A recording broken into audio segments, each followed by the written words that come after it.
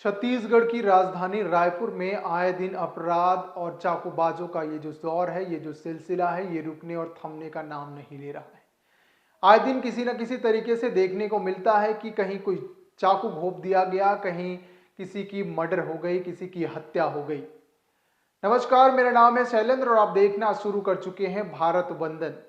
भारत वंदन के माध्यम से देश दुनिया की तमाम छोटी बड़ी खबरें, अपडेट्स हम आप तक पहुंचाते रहते हैं। इसी बीच आज हम बात करने जा रहे हैं रायपुर के तेलीबांधा तालाब किनारे दिल दहला देने वाली घटना सामने आई है। ट्राइबल विभाग के दैनिक वेतनभोगी ड्राइवर ईश्वर राजवाड़े की जान सिर्फ 50 रुपये के लिए ले ली गई। यह घटना उस वक्त हुई जब ईश्वर अपने दोस्त विवेक के साथ रात का भोजन करने के बाद टहलने निकला था।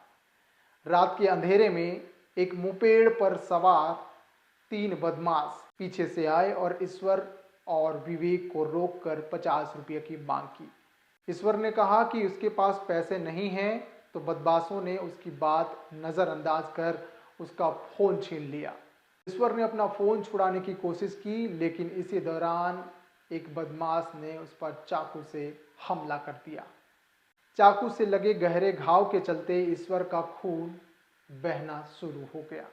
उसे तुरंत अस्पताल ले जाया गया, लेकिन वहां पहुंचने में देरी हो गई और डॉक्टरों ने उसे मृत घोषित कर दिया। तमाम घटना के बाद जो जानकारी निकल के आई है, सीसीटीवी फुटेज की मदद से आरोपियों की गिरफ्तारी हो चुकी है। पुलिस ने घटना के बाद सक्रियता दिखाई और पेट्रोल पंप के आसपास के सीसीटीवी फुटेज खंगाले। फुटेज के आधार पर तीनों आरोपियों की पहचान की गई और सोमवार देर रात उन्हें गिरफ्तार कर लिया गया।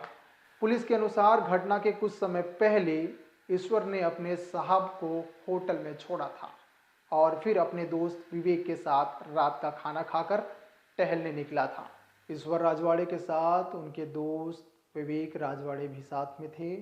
विवेक राजवाड़े के बयान से जो पता चला है, विवेक राजवाड़े ने कहा, मेरे सामने मेरे दोस्त को मार दिया गया। मैं मदद के लिए चिल्लाता रहा, लेकिन कोई भी पास नहीं आया।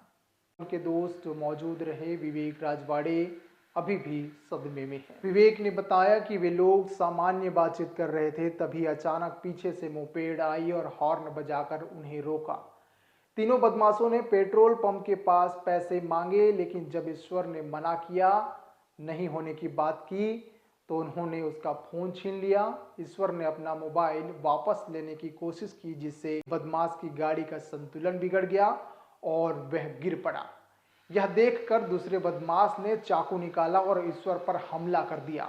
सब कुछ इतनी जल्दी हुआ कि विवेक कुछ समझ नहीं सका। उसकी चीख पुकार के बावजूद कोई मदद के लिए आगे नहीं आया। सब कुछ इतनी जल्दी हुआ कि विवेक कुछ समझ नहीं सका। उसकी चीख पुकार के बावजूद कोई मदद के लिए आगे नहीं आया। यह घटना शहर में बढ़ते अपराधों का एक और भयावह उदाहरण है और सुरक्षा व्यवस्था पर गंभीर सवाल खड़े करते हैं। पुलिस ने आरोपियों को पकड़ लिया है, लेकिन इस घटना से शहरवासी अब भी डर में हैं। इस घटना ने शहरवासियों को अब भी डरा दिया है। ये तमाम जो जानकारी ये निकल के आ रही है रायपुर शहर से, आपने देखा।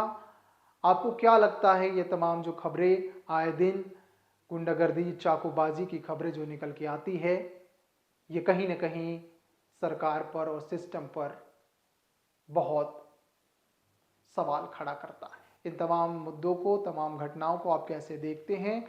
आपको क्या लगता है? आपके विचार क्या है? आप भी कमेंट करके अवश्य बताएं। आगे और भी इसी तरह के खबरों के लिए बने रहिए भारत वंदन के साथ। मिलते हैं नए खबर के साथ, तब तक के लिए मुझे दीजिए इजाजत। नमस्कार।